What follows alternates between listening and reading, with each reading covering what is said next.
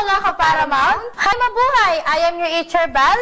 Hello, and I am your HR Marta. Always at your service! May natanggap kaming balita. May kakilala ka raw na naghahanap ng trabaho? Baka gusto mong i-refer yan. Refer mo na!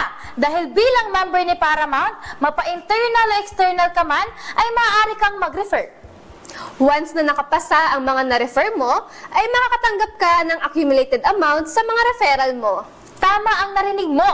Pero HR Marta, ano nga ba ang matatanggap nila sa pag-refer ng mga applicants? Bilang member ni Paramount na nag-refer ng applicants, kung na-deployed ang applicant na na-refer niya sa amin, para sa mga seasonal, kayo ay makatanggap ng 100 pesos, 500 pesos naman para sa mga probationary, at 1,000 naman para sa mga skilled workers.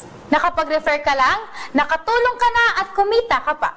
Kaya kung may gusto kong i-refer kay Paramount, message mo lang kami sa email na ito. O mag-message mismo sa page na ito. Ano pang hinihintay mo?